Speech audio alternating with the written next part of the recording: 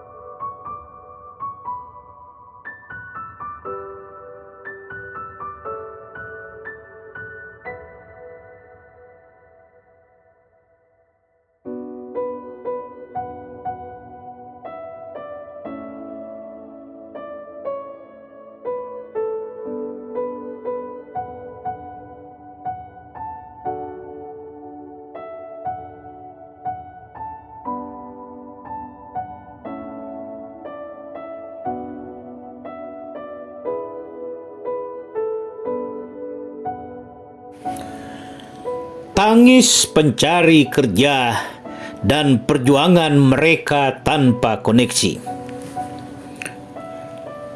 Batam, hari Sabtu 19 April 2025. Hari ini waktu di Pulau Batam sudah menunjukkan pukul 10. Kondisi cuaca di Pulau Batam cerah tetapi sedikit berawan.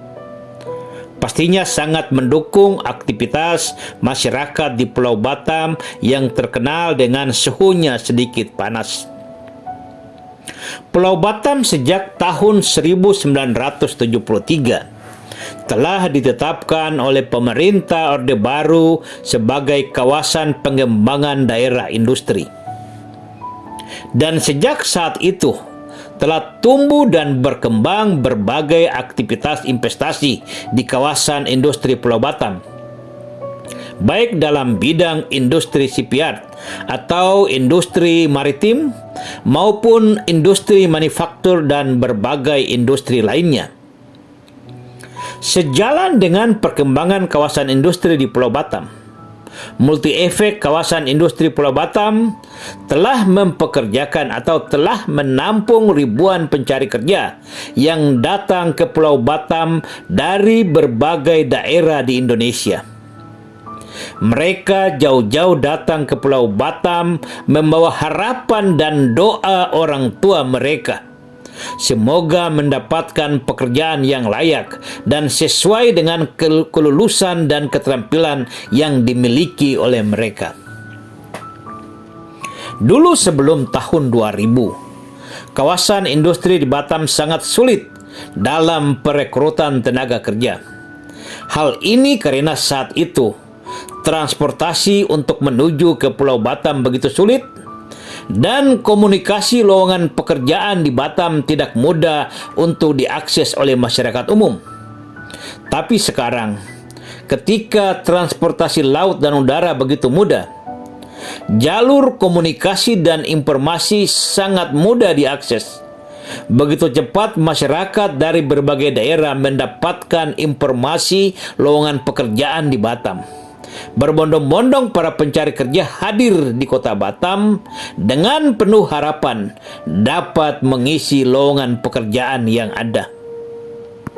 Seperti yang terjadi di hari ini, saya melihatnya begitu miris dan sangat menyayat hati. Ada sebuah perusahaan bidang manufaktur melakukan perekrutan pekerja sejumlah 300 orang. Dan kebetulan di hari ini adalah agenda memasukkan permohonan lamaran secara langsung. Sejak pukul 7 pagi, banyak sekali para pencari kerja dengan menggunakan seragam hitam putih sudah berkumpul di depan pabrik. Hari semakin siang, semakin banyak, bahkan sudah dalam hitungan ribuan orang pencari kerja berkumpul di depan pabrik. Tepat pukul 10 waktu di Batam, pihak perusahaan atau manajemen pabrik mulai memberikan kesempatan kepada para pencari kerja menyerahkan lamarannya ke loket penerima. Situasi menjadi tidak terkontrol.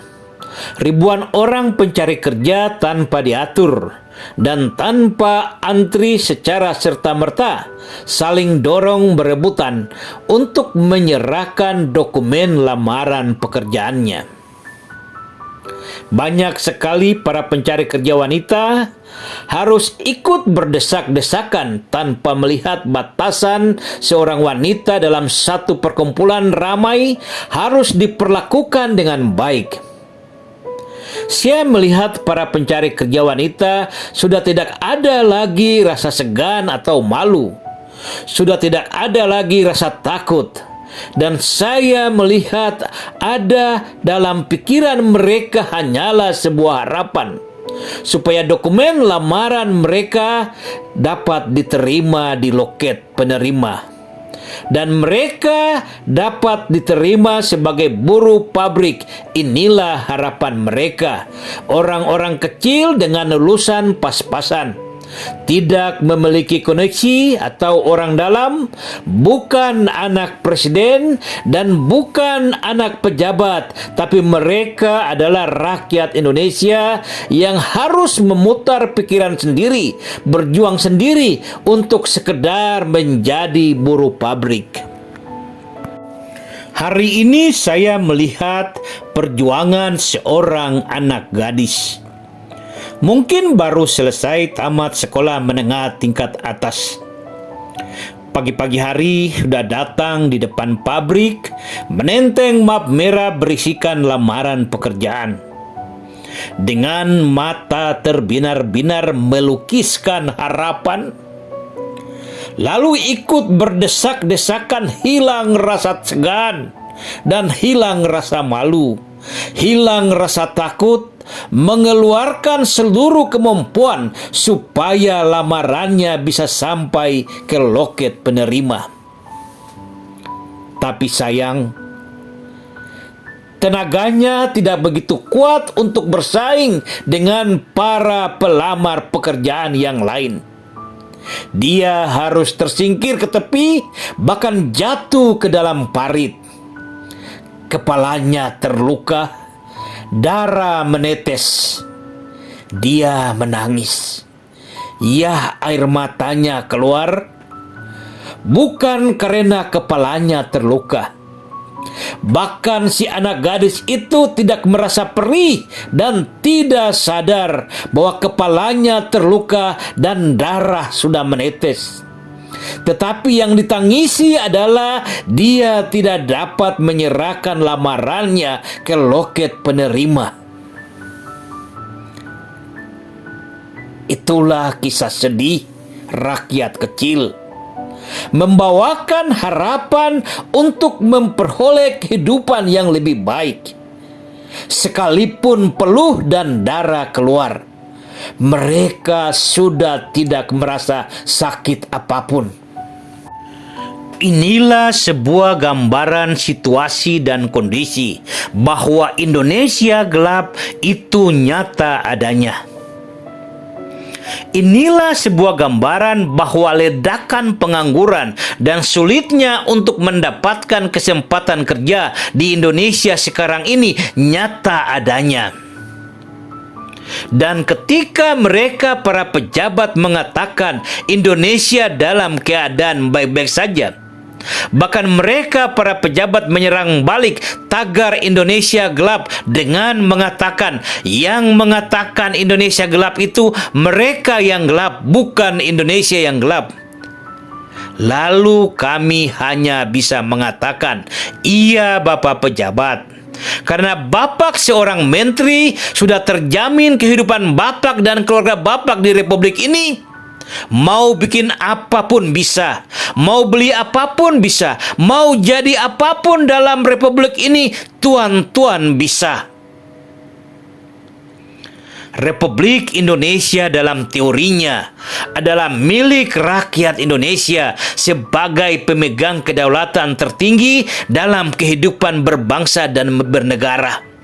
Tetapi dalam prakteknya Republik Indonesia ini milik tuan-tuan para pejabat. Sekali lagi saya ingin mengatakan, dalam prakteknya Republik Indonesia ini milik tuan-tuan para pejabat. Tapi ingat, belajar dari sejarah terjadinya Revolusi Prancis tahun 1789, ketika rakyat Prancis berani menyerbu penjara Bastille sebagai simbol kekuasaan monarki, dan sejarah mencatat hancurnya pemerintah monarki di Prancis karena kekuatan kaum buruh dan petani. Dan ingat, sejarah perjuangan rakyat Italia tahun 1922 melakukan perjuangan di bawah tanah melawan pemerintah fasis Benito Mussolini. Ini adalah gambaran bagi siapapun pejabat di negeri ini bahwa kekuatan Anda, kemampuan Anda, jabatan Anda tidak akan kekal. Jika rakyat dan kaum buruh sudah marah, maka akan selesai semua mimpi-mimpi Anda, kalian para pejabat dan keluarganya.